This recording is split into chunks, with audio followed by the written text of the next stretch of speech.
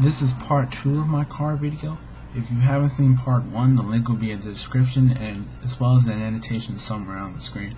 So without further ado, let's get into part 2. So now we're talking about Saturday night, and let me just tell you, we haven't even had the car for 24 hours yet, and then this shit happens, man.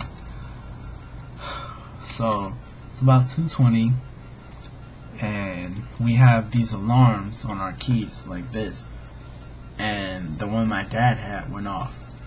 So I dropped what I was doing and I looked out the window, and the alarm was going off, but it wasn't making any sound because we still haven't repaired it from when the first people who stole it took it and cut the sound to it. So the lights were just on, flashing in the car, but it wasn't making any noise. So he hit the button a couple times, and let the alarm reset and then locked the car, and then we kept it pushing. But about 10 seconds later, the alarm goes off again, and we haven't even turned around to leave out my room yet. So I look out the window again, and this time I see the door open, and there's a guy there, and he's about to sit down in the driver's seat, and I'm like, Dad, the door is open. There's someone in the car. And he brakes, immediately brakes down the stairs. I grab my slippers, I grab my keys because we don't want to be locked out because it's late, and we race down the stairs. We made so much noise that I'm surprised we didn't wake anyone up, but we broke, and this is literally the fastest we've ever ran because we had just got done with this ordeal of these last 4 days being without the car, and we just got it back in less than 24 hours. Someone's breaking into it again, and it was just like, fool me once, shame on me. Fool me twice, shame on you. We were not letting this shit happen again, and especially because there was actually someone there that we can see and that we can actually do something about it this time, rather than just letting them drive off and feeling so helpless. So we broke down the stairs, got to the door. I guess he didn't take anything yet, but he was walking down the street, and my dad was like, "Is that him?"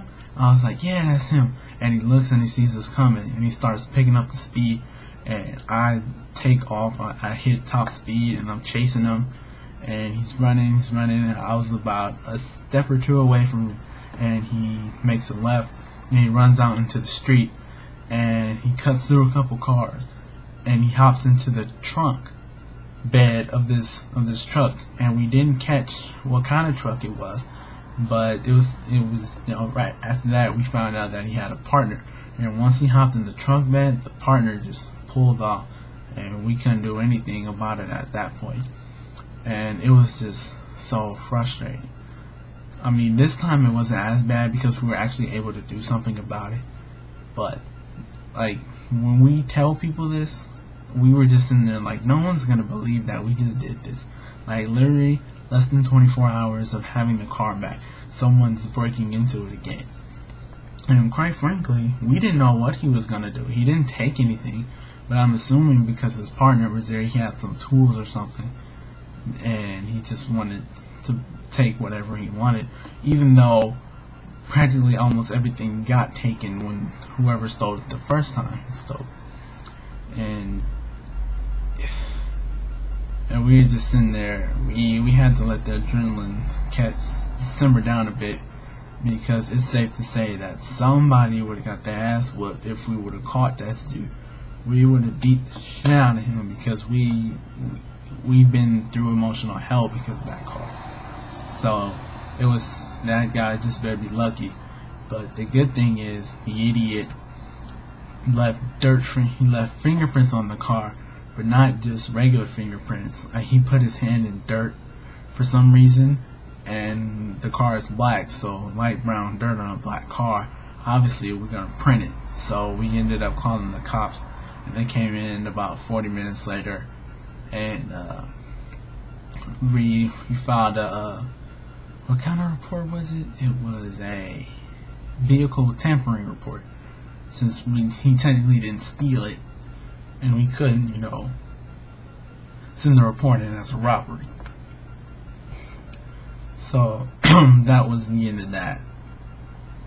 But I look back on it, and it was just pretty satisfying to be able to do something, for a change, rather than just letting it happen. And me and my dad joke about it, saying that we were top flight security. And also something I omitted from the first video was that the original police officers, they told me that my car is the most stolen car, I believe in California. So obviously that puts a star on his head. But then later on that day, I also found out that there's actually a ring of car thieves that steal cars and stuff. And how they were able to get in my car in the first place was because they had a master key, so they didn't have to mess up the ignition to be able to start the car, and they can just pull off in it.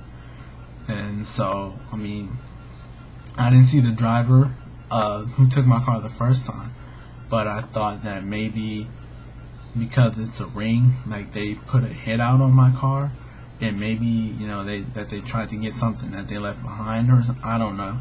It's all conspiracy theories at this point, because we don't really know much of anything.